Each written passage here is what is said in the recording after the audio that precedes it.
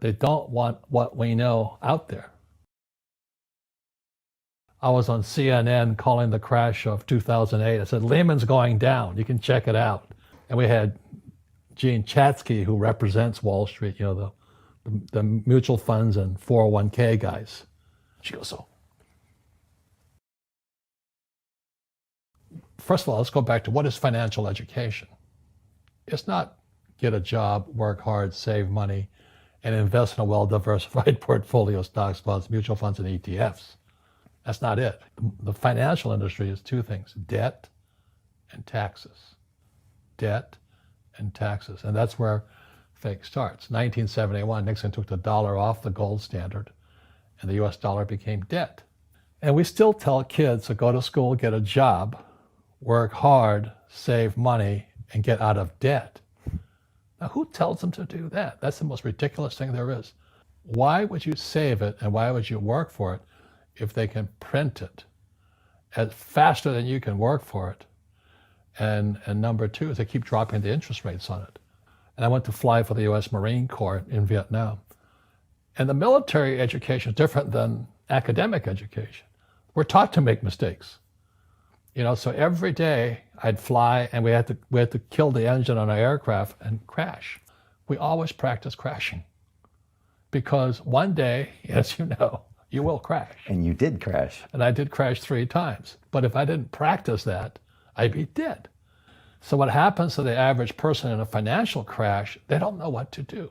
And right now, as you know, for the middle class of the world, we're in a crash. The purchasing power of the yen, the euro, the rupiah, all going down. And people are working harder and harder and harder. And the central banks of the world are printing more money.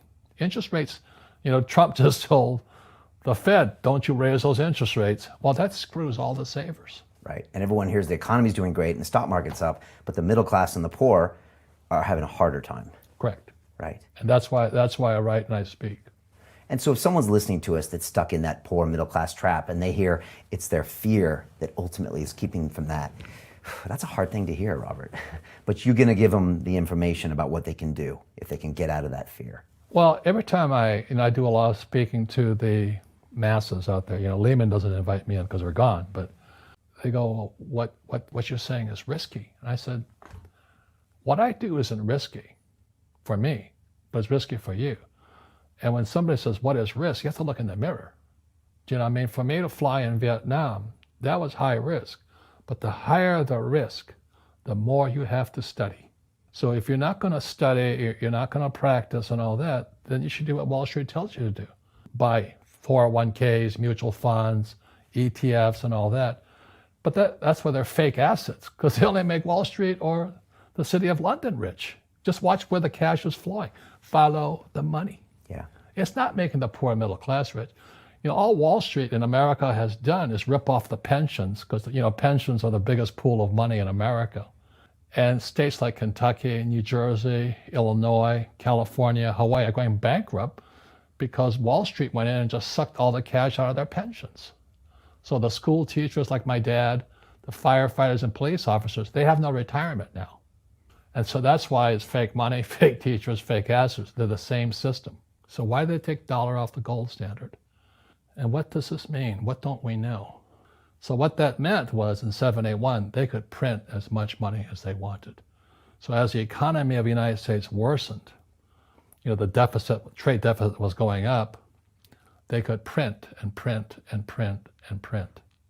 So that's why when you read fake, it says the people that are being screwed today are the poor and middle class because they work for money. The banker friends, they're not working for money. They have money working for them. Yep. Right. Very big difference in mentality here. So we have, in America today, we have, even Ray Dalio of Bridgewater, one of the biggest hedge fund guys in America. He's saying this gap between the rich and everybody else is too wide. Well, you could have seen that back in 1972, because the moment you corrupt money, the very thing that everybody works for, saves, counts on, they were screwed anyway. And our school systems, fake money, fake teachers, fake assets, part of that same system. Government, education, Wall Street, or City of London. And you know, in Paris today, they have the yellow jackets. Yeah, the What's protesters. going on in right now. America today are red for ed. All these school teachers are putting on red T-shirts because they know they're being screwed. They're protesting and all this. Their pension plans have been sucked dry by Wall Street. And what do? They put hedge fund managers in to manage the pensions. You got to be kidding me. You put a hedge fund guy in to manage the biggest pot of money called the school teachers, firefighters, and police officers' pensions? They just sucked all the cash out of it. And the teachers are going, what happened to us? But because they don't know anything, it's red for ed. They're out there protesting in mass all over the United States. But you don't hear about it. They talk about the yellow jackets. They don't talk about red for ed. So this whole thing is coming apart right now. And it goes back to the question I have always asked, why doesn't our school teach us about money? Because Wall Street won't let them. You know, when I was in flight school, my instructors could fly because I flew with them. But in school, you don't know if your instructor is for real or not. That's where the fake teacher comes from. When I was in my MBA program, I was still in the Marine Corps. Back then, this is 73 now, and the students were spitting on me, yelling at me at the University of Hawaii, you know. Wow. I'm there, I was stupid enough to go in my Marine Corps outfit, my flight suit.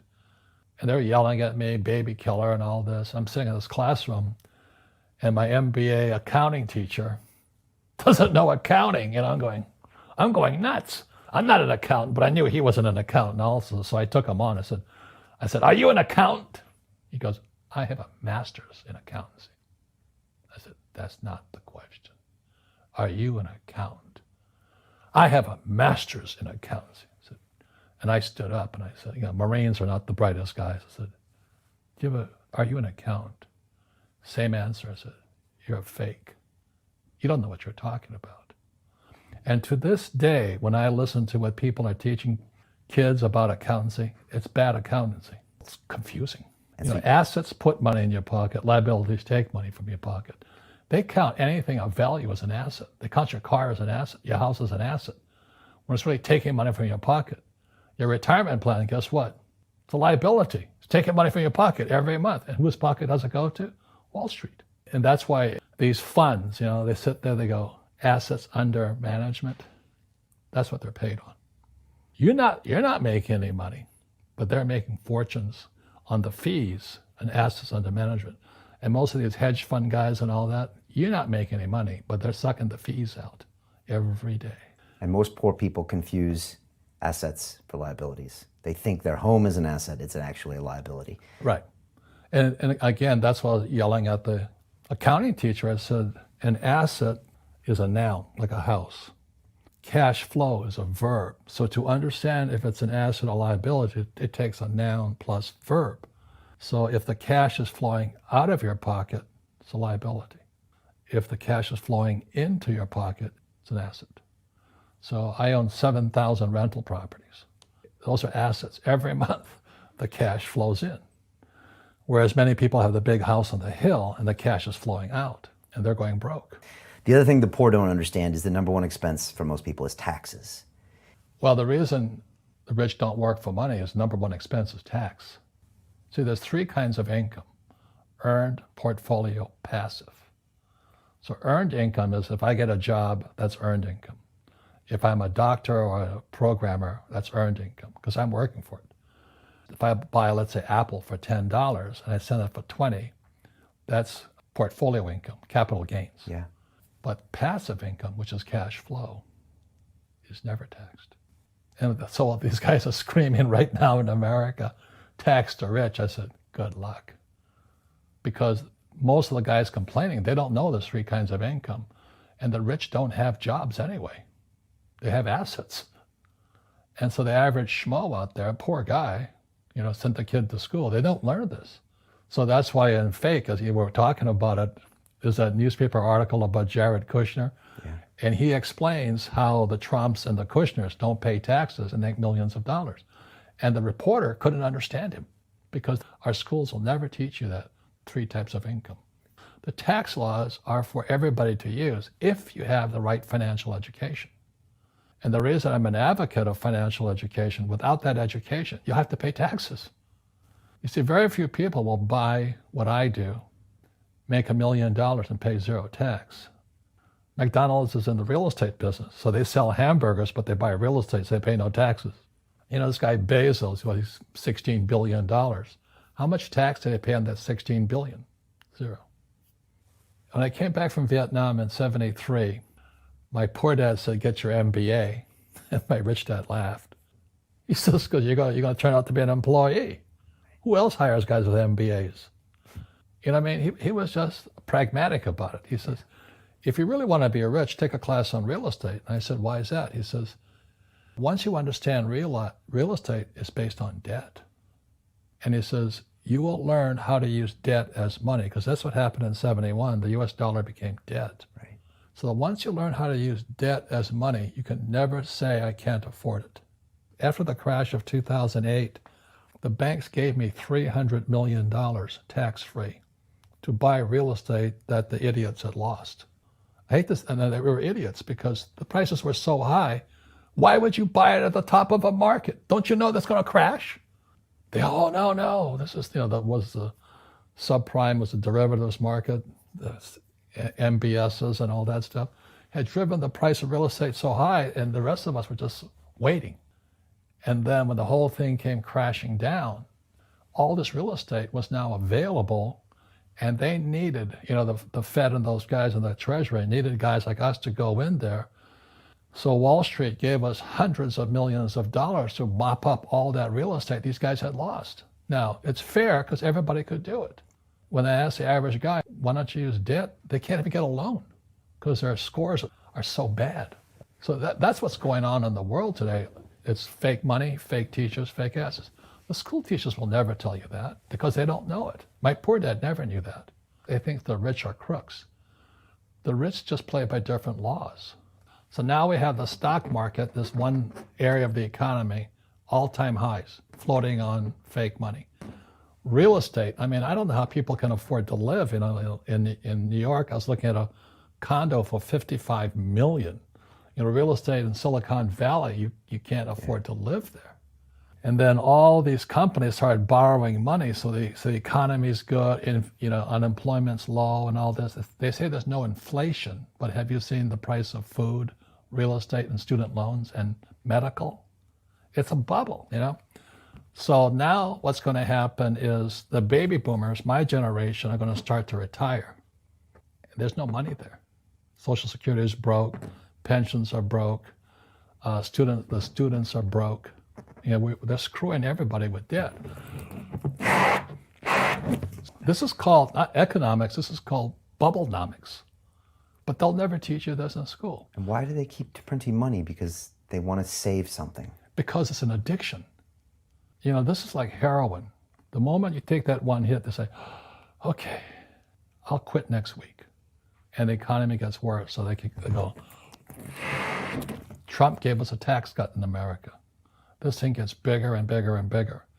So what happened in 2008, they stopped it by printing money. So they call it the Great Recession. But they didn't really fix anything. Derivatives went from 700 trillion to 1.2 trillion today, twice as much. And that is net. Doesn't tell the whole story. So when the recession hit, the PhD standard came in. That was Bernanke, and then Yellen. The PhD said, they have PhDs. Well, it's no different than long-term capital, LTCM. They had Nobel Prize winners, people like my poor dad, academics, This is what's going on in the world economy today. So the baby boomers are going to retire now. Student loans are bust. So do you have to be an economist to say what's going to happen? We're fighting a 12-year war now. Entitlements are going through the roof. National debt to GDP is 109 in America, 109%. 90% is too late. We have to keep printing now. So this is called bubblenomics, and this is what's going to happen. Scary stuff. It's happened throughout history.